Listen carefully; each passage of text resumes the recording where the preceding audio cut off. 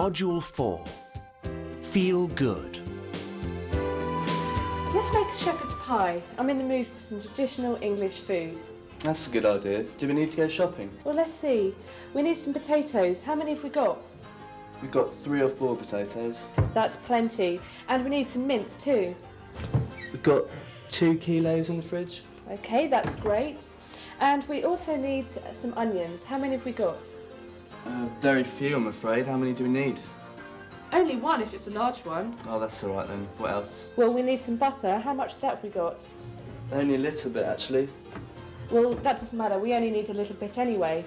And we need a tin of tomatoes. That's all right. We've got those. Great, we've got everything. Let's get cooking. What's the best meal you've ever eaten? Here's Luke Palmer's Street Survey. What's the best meal you've ever eaten? That was on my 49th birthday last year. And what was so special about it? My wife cooked it specially for me, and it was a beef Wellington, which is my favourite meal. What's the best meal you've ever eaten? In an Italian restaurant in Australia. I had a steak there, and they also do the traditional pizzas, you know, on an open wood fire sort of style. That was nice. And what was so nice about the restaurant? The atmosphere. They made you feel welcome, friendly, you know. What's the best meal you've ever eaten? It was 2 days ago. My mum made a nice homemade prawn curry. And what was so nice about it? It was really hot and spicy, and it had loads of prawns in it.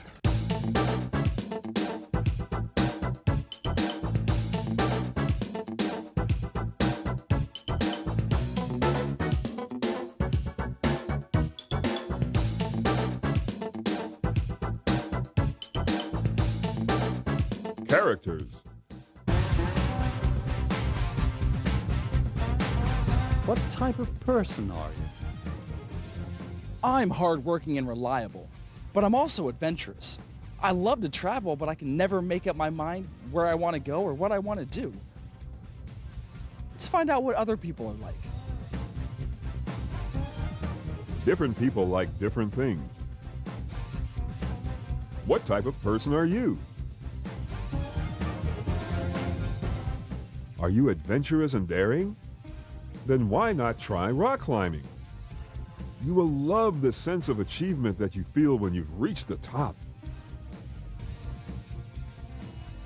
If you are sensitive and creative, perhaps you should play a musical instrument. Playing a musical instrument will make the perfect hobby for you.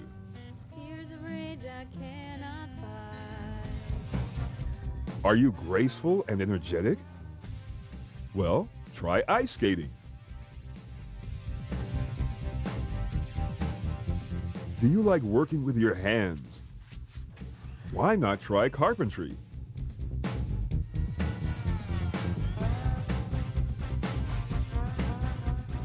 Do you like boats and the water?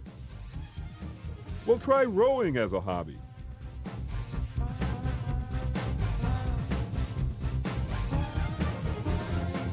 Or maybe you'd like a mental challenge. If you're quiet and intelligent, there's nothing like a good game of chess.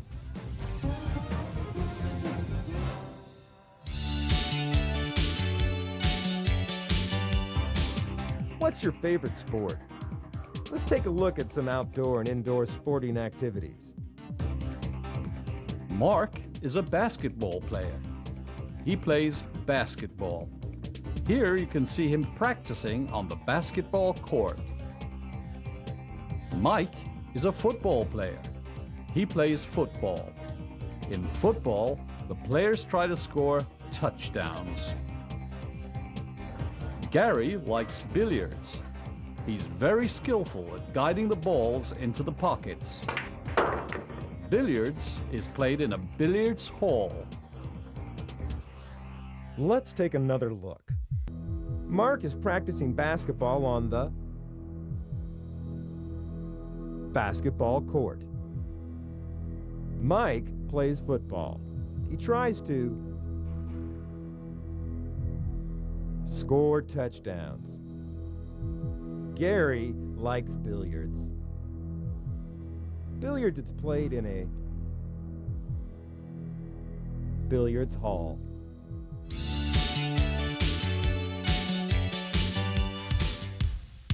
Have you heard of Norwich City Football Club?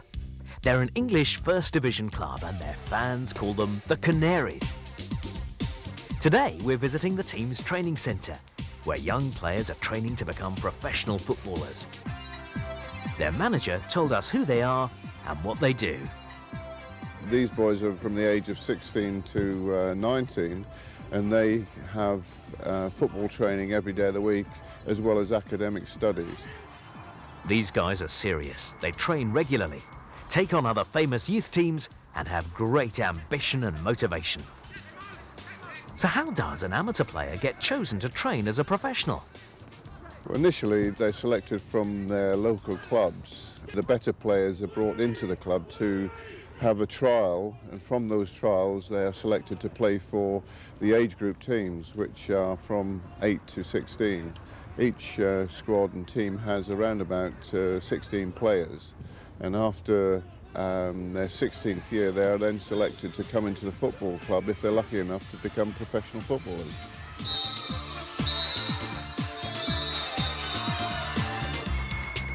In the training they learn patience, determination and perseverance, and discover how to work in a team. Today they're playing Wolverhampton. It's a tough, closely fought match. So does their manager think they'll win today? Hopefully, I hope they will, but nobody knows that. As everyone says, if you could predict football, you'd win the football pools every week and I'd be a rich man.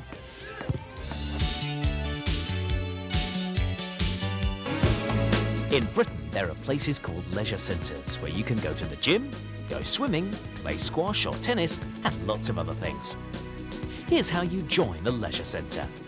Hello, how can I help you? I'd like to join the gym, please. Certainly. Would you like to just join the gym, or would you like to join the whole facilities? What does it cost? It's £16 a month for the gym, but only £25 for the full membership. What do I get if I buy a full membership? Well, apart from the gym, you can use the swimming pool and the squash courts. Fine, I'll take the full membership then. Great. Now just let me take down your details. Your name, please. Luke Palmer. And your address? 47 Hammonds Walk, Leicester. That's fine. How would you like to pay? Can I pay by cheque? Sure. Just make it out to Rainbow Leisure Centre. OK, great. Here you go. Thank you. Here's your card, and welcome to the club. Thank you. Luke's finding out what are people's favourite sports in a Luke Palmer Street Survey. What's your favourite sport? Cricket. And why do you like cricket so much? Because it's unpredictable. And do you prefer playing it or watching it? Watching it because I can't play cricket. And do you watch a local team? No, it's not really as exciting as, say, national matches. So you prefer watching international matches on television? Yeah, especially England. And are England any good? No, they're not as good as, say, Australia or South Africa or New Zealand or Zimbabwe or Scotland. And now, another fascinating fact from Auntie Janet. In 1975, a huge chunk of ice fell out of the sky and smashed through a roof of a house in Bedfordshire. The family who lived there at that very moment were watching a film about the sinking of the Titanic. And in 1924, a priest from Wales broke his arm when he fell off his pulpit while he was preaching.